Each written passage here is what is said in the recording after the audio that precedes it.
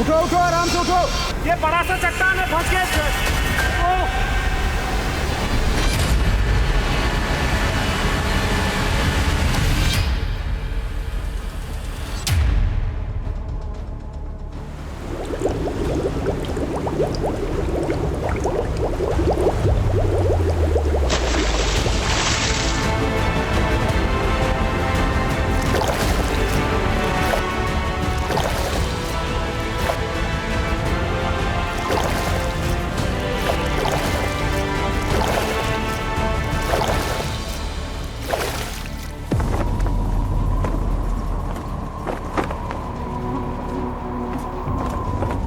ये कहानी है नेपाल की।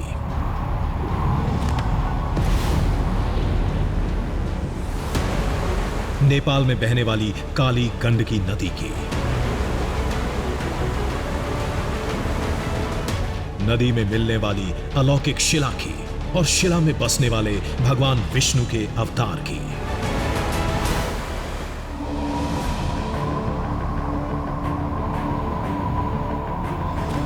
नमस्कार, हजुरहरूलाई दृश्यममा स्वागत गर्दछु। नेपालको पुरानो भनाइ हो कि यहाँको धरतीमा धेरै दृश्यम छ, तर अहिलेसम्म दुनियाको देखेको छैन। आप भी सोच रहे होंगे कि मैं नेपाली में क्यों बोल रहा हूं। तो इस बार का दृश्यम नेपाल की धरती से, हिमालय के बिल्कुल करीब से और काली गंडकी नदी के किनारे से। वही काली गंडकी नदी जहां की एक एक शिला में भगवान विष्णु का वास बताया जाता है।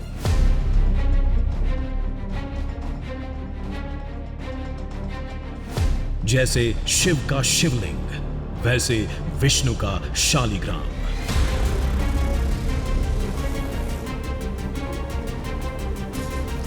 शालिग्राम में चक्र की आकृति होती है।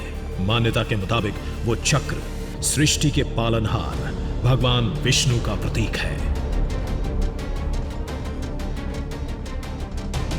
मेरे पास देख रही है शालिग्राम का एक पाषाण है। अब इसमें देखिए एक छोटा सा चिन्ह बना हुआ है।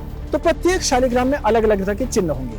तो जिस शालिग्राम में एक गोलाकार आकृति बनी होती है उसे मुख्य शालिग्राम माना जाता है, जो कि भगवान विष्णु के दिव्य स्वरूप का विग्रह माना गया।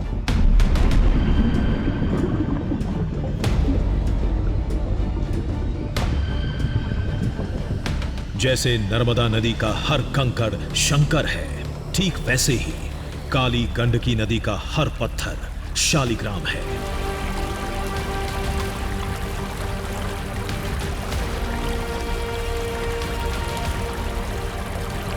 लेकिन जिस शिला में चक्र बने होते हैं वो जीवित शालिग्राम कहलाते हैं।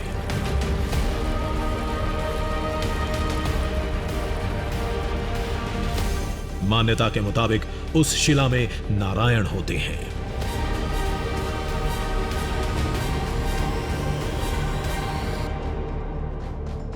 तो आज हम काली गंडकी में उसी जीवित शालिग्राम को ढूंढेंगे जिसके बारे में यह कहा जाता है कि उसके भीतर जो चक्र बने होते हैं, उसके अंदर जो चक्र बने होते हैं, वो भगवान विष्णु की निशानी है।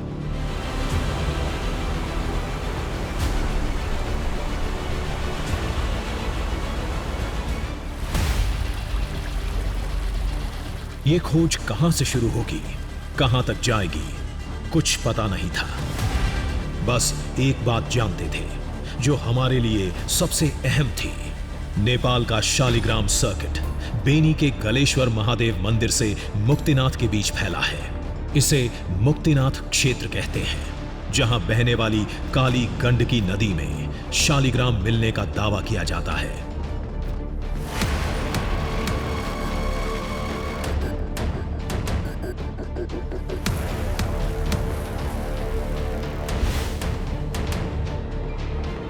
हमने इस सफर की शुरुआत गलेश्वर महादेव मंदिर से की। ये सुनकर हर कोई चौंक जाता है कि महादेव का ये धाम दुनिया के सबसे बड़े शालिग्राम पर स्थापित है।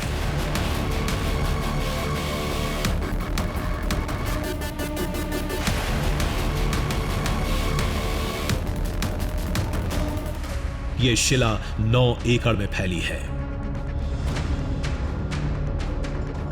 तो इसका अभी क्षेत्रफल देख रहे हैं, ये भी साक्षात शालिग्राम शिला है। इसका शालिग्राम, इसके यत्र तत्र सर्वत्र आप देखेंगे तो इसके अंदर ही अंदर गर्भ में शालिग्राम भगवान शिला है। जो धीरे से भगवान जो शालिग्राम धीरे धीरे से बाहर आने लग गए, पत्थर फाड़ के भगवान ऊपर आने लग गए। आने समय उसको जहाँ भगवान निकल गए उसमें इनामिल से उसको गोलाकार कर दिया गए। वो भी विभिन्न रूप में, कोई शालिग्राम शिला के रूप में, कोई गणेश के रूप में, कोई भगवती माता के रूप में, कोई नाग के रूप में है, कोई चक्र के रूप में है, कोई भगवान का साक्षात चरण चिन्ह भी यहीं इसके रूप में विभिन्न रूपों में इस चक्र इसका विशाल चक्र शिला है।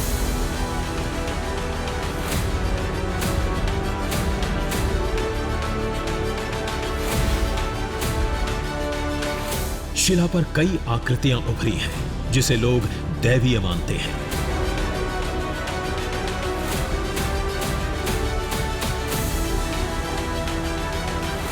मान्यता के मुताबिक शालिग्राम में भगवान विष्णु का वास होता है और ये निशानियां इस बात को साबित करती हैं।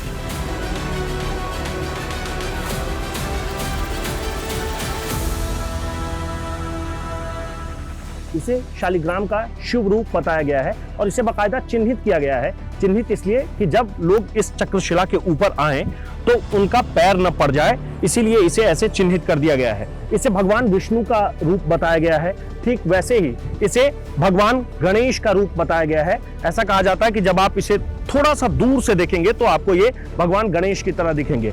ऐसे ही कई सारे ऐसे जगहों पर में चिन्हित किया गया है इस चक्रशिला के ऊपर, जो कुल 9 एकड़ में फैला हुआ है और उसमें भगवान के अलग अलग रूप का वर्णन किया गया है, उसके बारे में बताया गया है। उसके बारे में ऐसा दावा किया जाता है कि इससे बड़ा शालिग्राम पत्थर पूरे विश्व में आपको कहीं भी नहीं मिलेगा।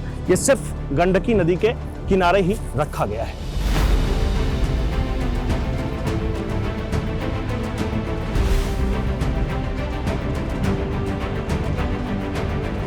मंदिर में एक कुंड है। कुंड में भगवान विष्णु की सदियों पुरानी प्रतिमा है।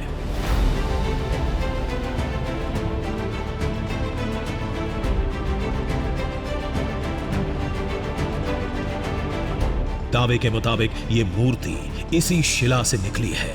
हकीकत जो भी हो, लेकिन इस कुंड को कलयुग का सबसे बड़ा चमत्कार बताया जाता है।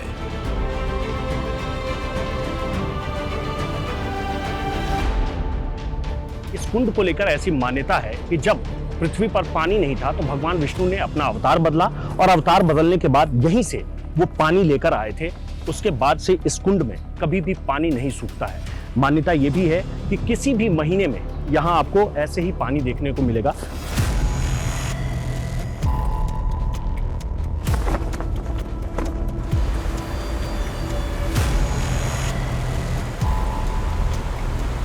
काली गंडकी नदी की लहरों का शोर साफ सुनाई दे रहा था। पूरी दुनिया में शालिग्राम केवल इसी नदी में क्यों मिलता है, कहीं और क्यों नहीं? ये रहस्य आज तक बना हुआ है।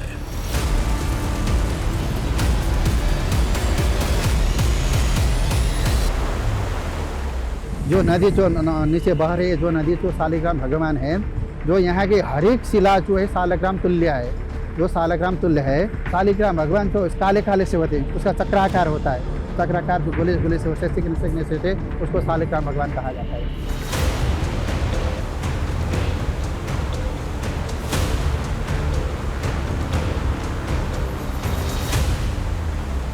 जो काला होता है, चक्राकार होता है, वही जीवित शालिग्राम होता है, जिसकी खोज में हमें काली गंडकी नदी की खाक छाननी थी, वो भी नेपाल के बेनी से मुक्तिनाथ धाम तक।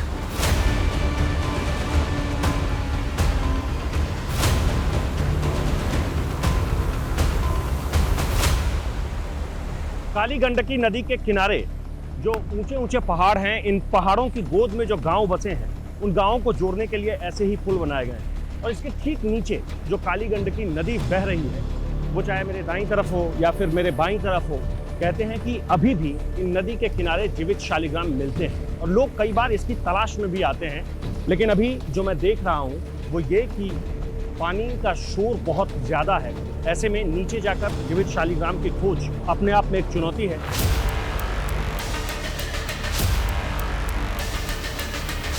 कहते हैं काली गंडकी नदी किनारे नारायण किसी भी रूप में मिल सकते हैं, लेकिन हमें जीवित शालिग्राम की तलाश थी, जिसकी पहचान आसान है लेकिन उसे पाना बहुत मुश्किल।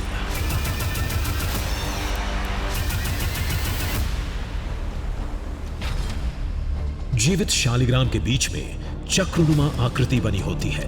कहते हैं ये आकृति सैकड़ों सालों में तैयार होती है। कुछ शिलाओं के ऊपर चक्र जैसी लकीरें उभरी होती हैं। ये करीब हजारों साल पुरानी होती है।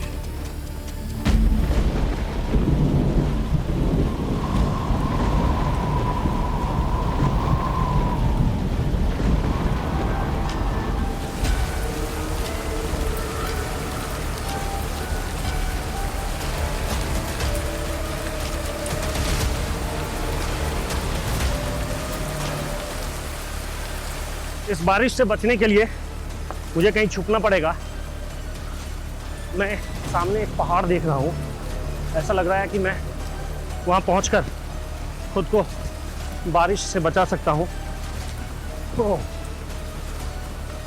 ये जगह ठीक है। ऐसा लग रहा है जैसे पहाड़ का एक हिस्सा नीचे से कट गया हो, लेकिन फिलहाल ये मेरे लिए एक छत के बराबर है।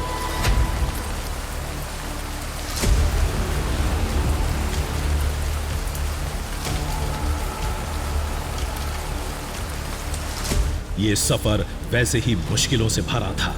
अब परेशानी और बढ़ चुकी थी।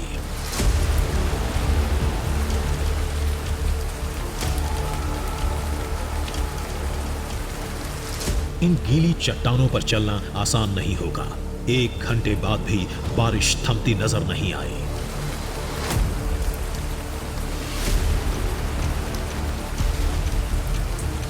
करीब 45 मिनट हो चुके हैं और मुझे ऐसा लग रहा है कि बारिश फिलहाल रुकने वाली नहीं है। और अगर बारिश नहीं रुकी तो हमें इसी हालात में आगे बढ़ने होंगे, क्योंकि हम जब आगे बढ़ेंगे नदी के किनारे किनारे तभी हम उस जगह तक पहुंच सकते हैं। लेकिन हमारी चुनौती अब दोगुनी हो गई है। ऐसा इसलिए क्योंकि बारिश के बाद नदी के किनारे जो काले पत्थर हैं, उन पत्थरों के ऊपर अब पैर टिकाना हमारे लिए मुश्किल होगा। मैं जो यहाँ से देख पा रहा हूँ, फिलहाल ये रास्ता मुझे दिख रहा है।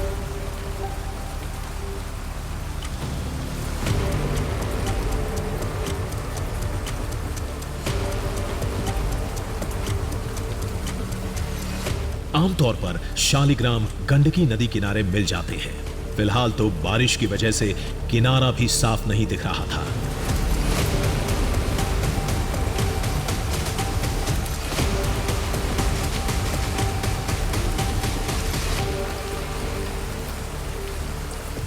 लगातार बारिश के बाद अब इस जगह पर ना तो ठीक से मैं खड़ा हो पा रहा हूँ और ना ही अब इसके किनारे चलते चलते जीवित शालिग्राम की सही से खोज कर पा रहा हूँ। वो इसलिए क्योंकि बारिश के बाद जो मिट्टी है वो मिट्टी धीरे धीरे नदी के करीब पहुँच गई है और ऐसा लग रहा है कि सब कुछ उसी मिट्टी में मिल गया है। तो ऐसे में जीवित शालिग्राम की तलाश और इस नदी के किनारे किनारे चलना दोनों ही मुश्किल काम है। लेकिन मैं ऐसे ही नदी के किनारे आगे बढ़ता रहूंगा। फिलहाल ये रास्ता है और इस रास्ते से मैं आगे बढ़ूंगा। आना आजा भाई।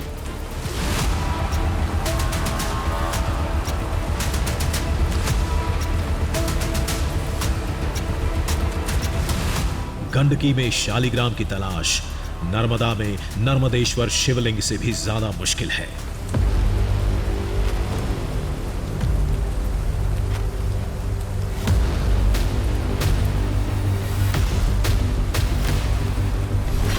नर्मदा नदी में 100 किलोमीटर का एक खास दायरा है जहां शिवलिंग मिल जाते हैं।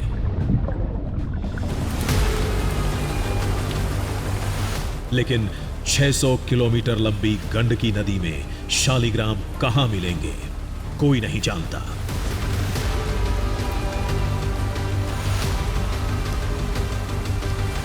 लेकिन हमारी कोशिश जारी थी।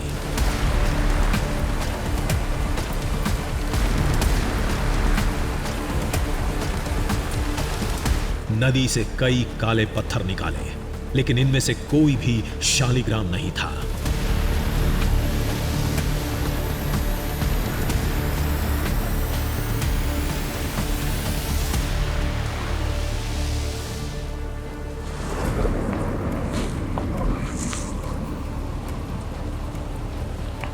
इसे धुलने के बाद ये ऐसा दिख रहा है जैसे किसी एक काले रंग के पत्थर के ऊपर पीले रंग का, बिल्कुल ऐसे जैसे किसी के गले में रुद्राक्ष हो, और ऊपर एक बड़ा सा टीका की तरह ये दिख रहा है, जैसे किसी के माथे के ऊपर कोई चंदन लगा हो या टीका लगा हो। हालांकि ये गोल नहीं है, लेकिन इसका आकार और आकार के ऊपर जो आकृति बनी हुई है वो हमें थोड़ा सा जरूर हैरान कर रहा है। फिलहाल आगे बढ़ेंगे।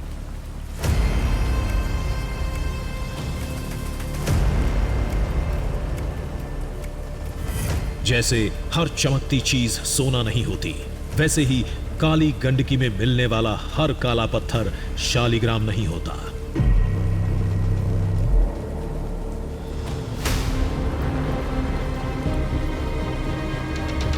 कई घंटे बीत गए, कई पत्थर परखे, लेकिन हमारी झोली अभी भी खाली थी। बारिश थमने से थोड़ी राहत मिली।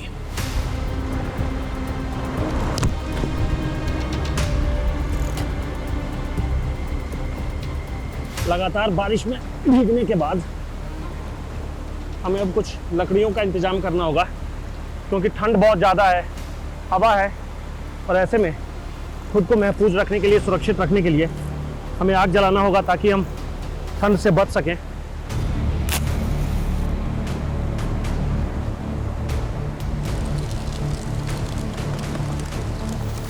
आग से गीले कपड़ों को सुखाया, फिर निकल पड़े नदी किनारे नारायण की खोज में। कई घंटे की बारिश के बाद इस आग ने हमें फिलहाल ठंड से बचा लिया है। अब हमें आगे चलना होगा।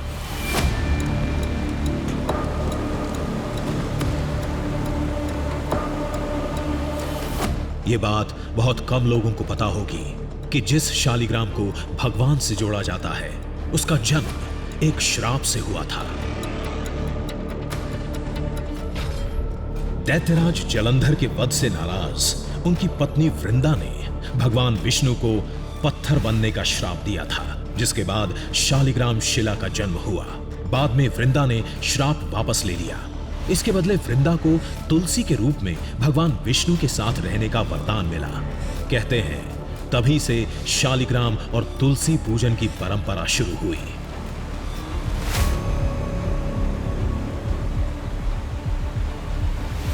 कहानी याद आने पर हमने सोचा क्यों ना कुछ काले पत्थरों को तोड़कर देखा जाए।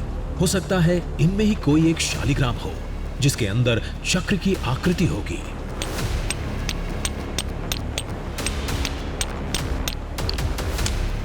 एक के बाद एक 3 पत्थरों को तोड़ा, लेकिन अंदर कुछ नहीं दिखा। 3 शिलाओं को हमने अब तक तोड़ा है, हमें कुछ भी नहीं मिला। ये बहुत ही साधारण, आप जैसे किसी भी पत्थर, किसी भी शिला को तोड़ेंगे तो बिल्कुल जो सपाट प्लेन दिखता है वैसे ही इसमें दिख रहा है, जिसका मतलब ये है कि ये जीवित शालिग्राम नहीं है। मतलब अभी इसकी तलाश हमें जारी रखनी होगी। ये तीसरी शिला थी, एक शिला और हमारे पास है, इसे हम कोशिश करते हैं तोड़ने की।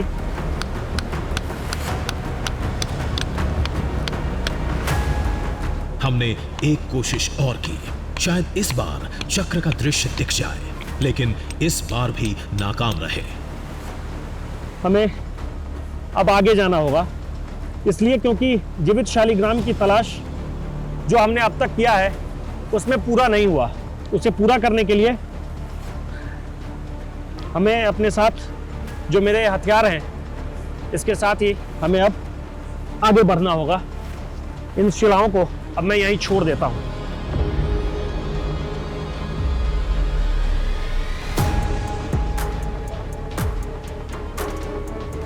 नाकाम हुए थे, लेकिन उम्मीद का दामन हमने नहीं छोड़ा था। हमें यकीन था कि नेपाल के मुक्ति क्षेत्र में हमें शालिग्राम जरूर मिलेगा।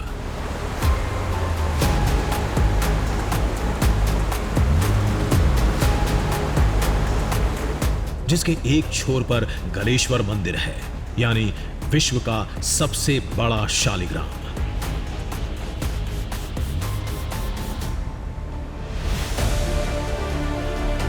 तो दूसरी छोर पर है मुक्तिनाथ धाम, भगवान विष्णु के शालिग्राम अवतार का सबसे बड़ा मंदिर। एक तरफ मुक्ति धाम, दूसरी तरफ गलेश्वर मंदिर। तो इस काली गंडकी नदी में जीवित शालिग्राम का मिलना भी तय है।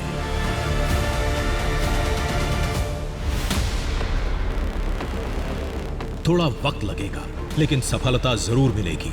जल्द ही सफर में लंबी छलांग लगाने का वक्त आ गया, क्योंकि सामने एक बड़ा पहाड़ था। बहुत दूर तक पहाड़ के ठीक बगल से नदी गुजर रही है।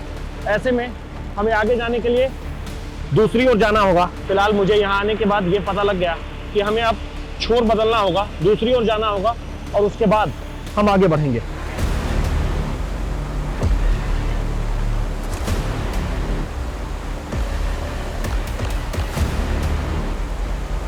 पहाड़ को पार करके हम नदी के दूसरे हिस्से में होंगे। क्या पता, किस्मत शायद वहीं साथ दे दे।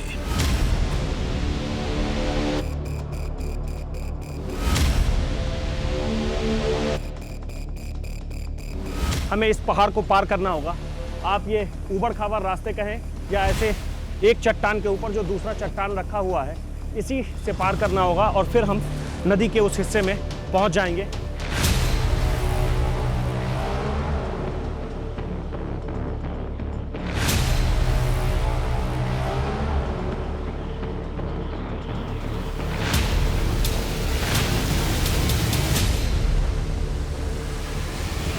दुनिया में सैकड़ों नदियां हैं। नदियों में कुदरत के कई खजाने दबे हैं, कई अद्भुत चीजें भी निकलती हैं। लेकिन जिस पत्थर के अंदर चक्र बना होता है, जिसे भारत में शालिग्राम कहते हैं, वो शिला केवल नेपाल की काली गंडकी नदी में ही क्यों मिलती है? इसका जवाब आज तक नहीं मिला।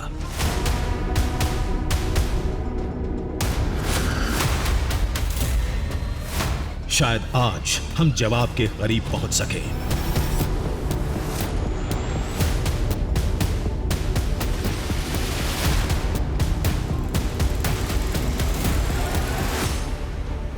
इस पहाड़ को पार करना अपने आप में एक चुनौती है। वैसे भी नेपाल में एक बहुत पुरानी कहावत है, हतार गए भन्न सकिँदैन, विस्तारै गया अवश्य पुगिन्छ, जिसका हिंदी में मतलब ये होता है कि आप कहीं भी धीरे धीरे जाएंगे तो आप ज़रूर पहुंच जाएंगे, लेकिन जल्दी जाएंगे तो बता नहीं सकता कि आप पहुंचेंगे या नहीं पहुंचेंगे।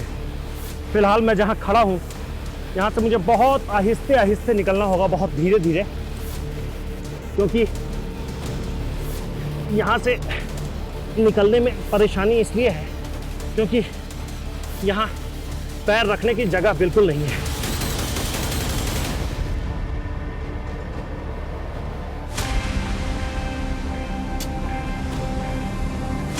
गलेश्वर धाम से जब ये सफर शुरू हुआ था, लोगों ने तभी कह दिया था, राह बहुत मुश्किल होगी, क्योंकि शालिग्राम एक पौराणिक शिला है जिसकी पहचान भगवान विष्णु के साथ अब उनके एक अवतार श्री राम से भी जुड़ चुकी है।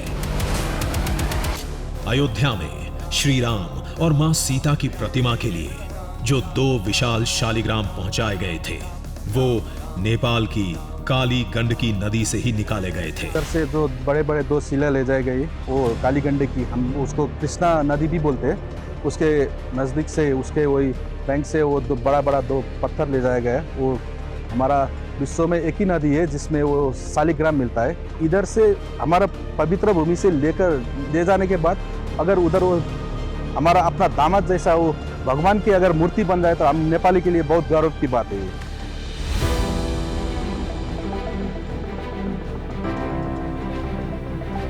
पहाड़ से नीचे गंडकी नदी किनारे की हमें वो जगह मिली जहां से रामशिला वाले शालिग्राम को निकाला गया था। आप आराम से अंदाजा लगा सकते हैं कि कितनी बड़ी वो रामशिला रही होगी और उसका वजन कितना होगा, क्योंकि ये आकार में देखने में बहुत बड़ा लग रहा है, बिल्कुल किसी छोटे तालाब की तरह। जब मैं यहाँ बिल्कुल नीचे आ जाता हूँ तो ऐसा लग रहा है कि मैं किसी बहुत छोटे से तालाब में आ गया हूँ। रामशिला शालिग्राम को हजारों साल पुराना बताया गया। इससे अंदाजा लगा सकते हैं कि ये नदी कितनी पौराणिक है।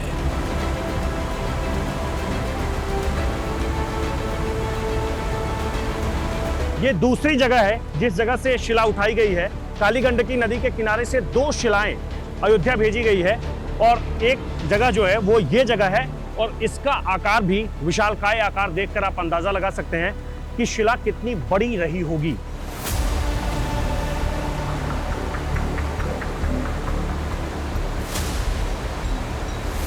इस पड़ाव को छोड़ हम आगे बढ़े। हमें जल्द से जल्द नदी के उस मोड़ पर पहुंचना था जहां जीवित शालिग्राम मिलते हैं।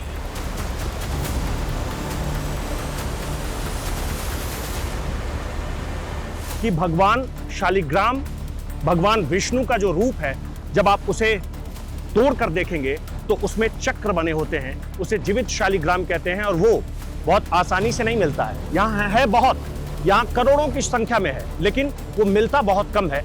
तो अब हम यहाँ से निकलेंगे, यहाँ से आगे बढ़ेंगे और चलेंगे गंडकी नदी के किनारे किनारे उस जगह तक जिस जगह पर बताया ये जाता है कि आपको जीवित शालिग्राम मिल सकते हैं।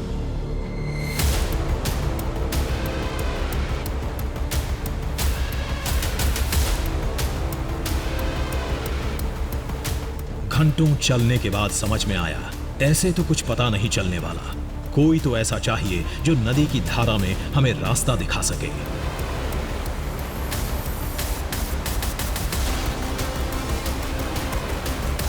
अब मुझे लग रहा है कि यहाँ अब किसी की सहायता की जरूरत है जो मुझे सही सही लोकेशन बता पाए, सही जगह बता पाए कि किस जगह पर हमें जीवित शालिग्राम मिलेंगे। मैं बहुत दूर ऊपर एक गांव देख रहा हूँ, वहाँ तक जाने में हमें कुछ वक्त लगेगा, लेकिन अब हमें किसी की सहायता की ज़रूरत है और हमें अब उसी तरफ बढ़ना चाहिए, क्योंकि अगर मैं ऐसे ही अकेले भटकता रहा तो मैं सिर्फ नदी के किनारे किनारे चलता चला जाऊंगा और हमें जीवित शालिग्राम भी नहीं मिलेंगे।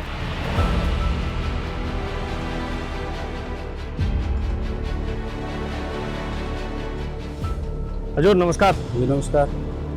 के चाल खबर? ठिक छ। यहाँ के काली गण्डकीमा जीवित शालिग्राम मिट्दैन? त्यसलाई पार्छ तर एकदम खोज्नुपर्छ, धेरै दुःख हुन्छ। अब काली गण्डकीको तिरमा जानुपर्छ, गएर खोज्नुपर्छ, धेरै गाह्रो, धेरै कठिन छ। मुझे ये बता रहे हैं कि काली गंडकी नदी में जीवित शालिग्राम को तलाशना आसान काम नहीं है, बहुत मुश्किल काम है और इसके लिए बहुत कठिनाइयों का सामना करना पड़ता है। मैले धेरै खोजेको, मैंने बहुत ढूंढा, मैले धेरै खोजेको तर भेटेन। धेरै समय लाग्छ, धेरै अब भाग्य मानिले मात्रै फेला पार्छ। एकदम खोज्नुपर्छ, धेरै कठिन दुःख गर्नुपर्छ। धेरै खोज्दाखेरि 100मा एउटा मात्रै फेला पार्छ। 100 ढूंढूंगा तो मुझे एक मिलेगा। ये मुझे बता रहे हैं कि आप 100 पत्थर अगर ढूंढेंगे तो कहीं आपको एक मिल जाएगा, वो भी अगर आपकी किस्मत ठीक रही तो आपको मिलेगा, नहीं तो नहीं मिलेगा। तो मुझे कहाँ मिलेगा ये? कुन ठाउँमा भेट्छ? यो तलपट्टि यो काली गण्डकीको तिरमा फेला पार्छ। तिरमा फेला पार्छ? अच्छा, कुन बाटो कुन छ? बाटो यो तलबाट छ। तलबाट? चल।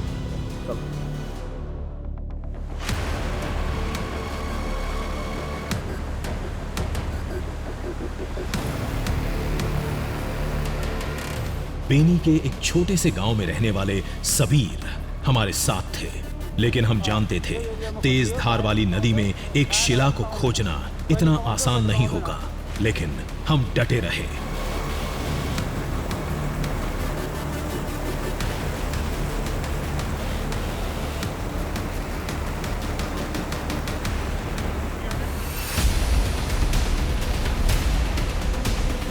सबीर ने जितनी जगह बताई हमने हर जगह तलाशा। बड़ी चट्टानों की आड़ में, नदी की धार में, हर तरफ देखा, लेकिन कहीं कुछ नहीं मिला।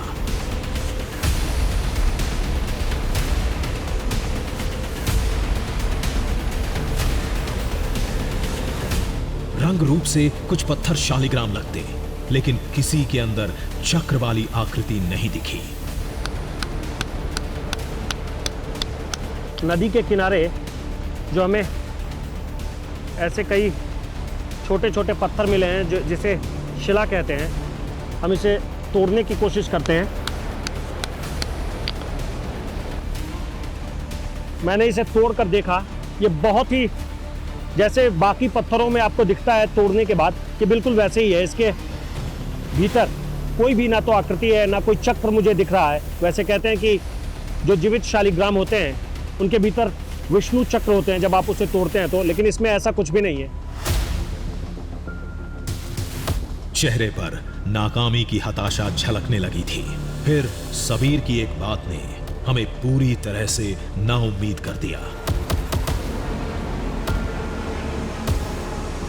यो एरियामा भेट छ भने भेट छ, भेट्दैन भने भेट्दैन। भेट्दैन, समय लाग्छ, कहिले पाउन नि सक्छ, कहिले नपाउन नि सक्छ, धेरै गाह्रो छ। ये मुझे बता रहे हैं कि यही वो जगह है, अगर आपको यहाँ नहीं मिला तो आप फिर समझिए कि आपको नहीं मिलेगा।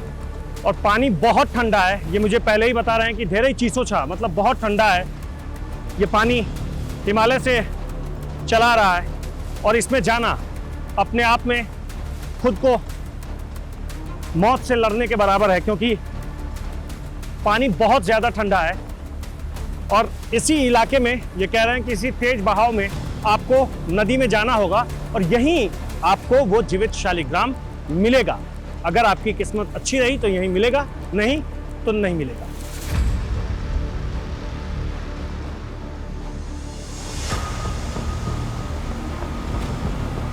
अगर यहां शालिग्राम नहीं मिला तो हमें खाली हाथ लौटना पड़ेगा।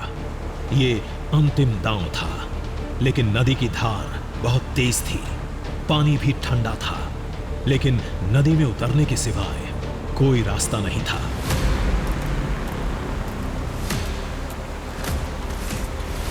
अब मुझे ऐसा लग रहा है कि जीवित शालिग्राम की खोज में मुझे नदी के अंदर जाना ही होगा, लेकिन वहाँ जाने से पहले हमें कुछ तैयारी करनी होगी। तैयारी ये कि जैकेट को उतारने के बाद अब मैं इस सनग्लास को भी उतार देता हूँ, और मुझे ये चाहिए ताकि पानी के अंदर हमें देखने में कोई परेशानी ना हो। नदी में बहुत तेज़ बहाव है, ऐसा बताया गया है कि पानी भी काफ़ी गहरा है, इसीलिए काफ़ी सावधानी के साथ हमें जाना होगा। चलते हैं।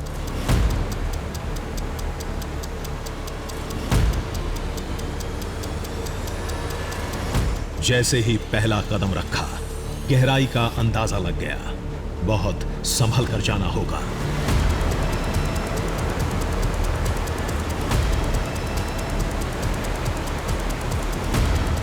हम लगातार नदी को टटोल रहे थे।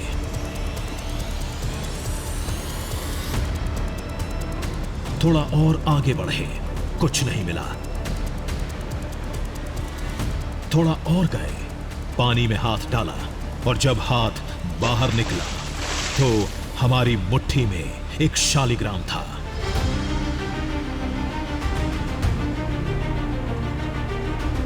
शिला के ऊपर चक्र जैसी धारियां साफ दिख रही थीं।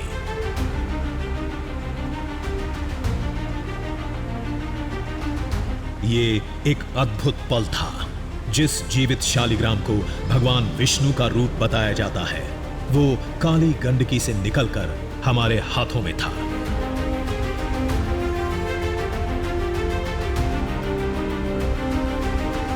अब एक बार फिर से हम नदी में चलते हैं। थोड़ा और आगे बढ़े, दूसरी शिला मिली।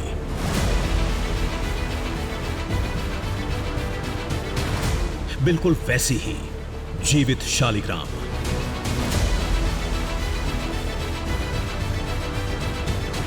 थोड़ा और बढ़े, तीसरी शिला मिली।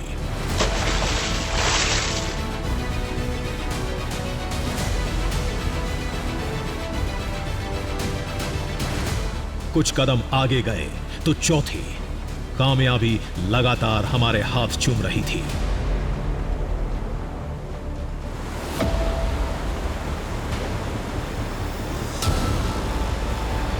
शिला के चक्कर में हमारा ध्यान नदी से भटका, और फिर बहुत तेज आ रहे, बचाना! आराम से। तेज लहरों ने हमें चपेट में ले लिया। उठो उठो, आराम से उठो, पत्थर पकड़ के रखना। ये बड़ा सा चट्टान है, फंस गए। ओह!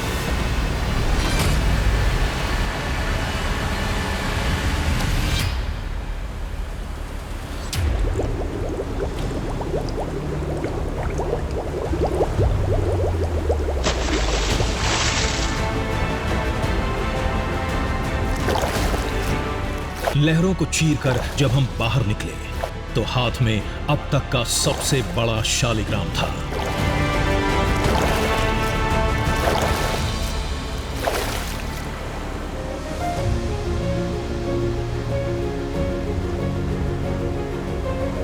शिलाओं पर उभरी लकीरें इसकी गवाही दे रही थीं। यो शालिग्राम हो? शालिग्राम हो नि यो हो। यो यो पनि शालिग्राम हो।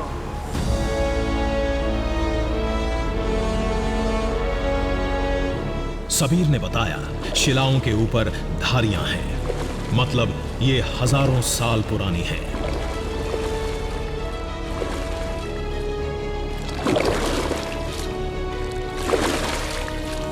अब शिला को तोड़कर देखना था अंदर चक्रनुमा आकृति मिलती है या नहीं।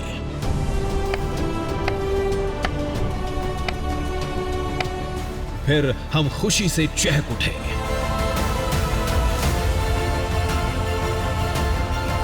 ये जिंदा शालिग्राम है।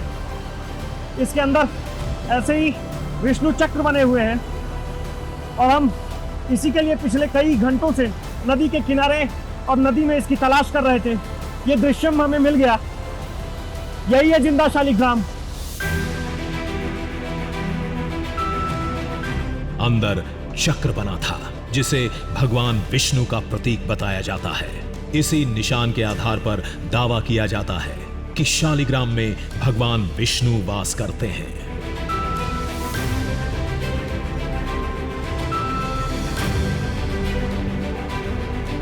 हालांकि शालिग्राम में बने चक्र के इस निशान का एक वैज्ञानिक पक्ष भी है। वैज्ञानिक पक्ष यह है कि इस पत्थर के अंदर डायनासोर युग का एक कीड़ा जिसका नाम एमोनाइट्स है वो होता है और उसकी दांतों की वजह से ऐसे रेशे पड़ जाते हैं, ऐसी लकीरें बन जाती है, इस तरह के निशान बन जाते हैं और वो निशान अलग अलग होते हैं और वो कीड़ा इस पत्थर के अंदर सालों साल तक रहते हैं और फिर इस तरीके के निशान बन जाते हैं जिसके कारण ये ऐसा दिखता है। तर्क के मुताबिक शालिग्राम और कुछ नहीं, हजारों साल पुराने एक कीड़े का जीवाश्म है। आस्था पक्ष इसे खारिज नहीं करता बल्कि इसी तर्क को अपनी तरफ मोड़ लेता है। कीड़े के कारण भी वो बन सकता है, इसमें कोई आपत्ति नहीं कि वो किसी प्राणी का चिन्ह है, लेकिन आप और हम ये भली प्रकार जानते हैं कि वो जो कीड़ा है वो बहुत प्राचीन काल में उत्पन्न हुआ। तो जब इस सृष्टि का विकास हो रहा था तो उस समय उस कीड़े की आकृति उस पाषाण में आ गई, लेकिन वो जो कीड़ा जिस आकृति को प्रदर्शित करता है उस आकृति को ही हम सृष्टि क्रम कहते हैं। तो इसलिए कोई भी कीड़ा हो वो प्रतीक विष्णु का है, जैसे शंख, लेकिन वो कीड़ा जिस प्रकार से उस चित्र को चित्रित करता है वो संकेत बन जाता है सृष्टि क्रम का, और वो है साक्षात नारायण से।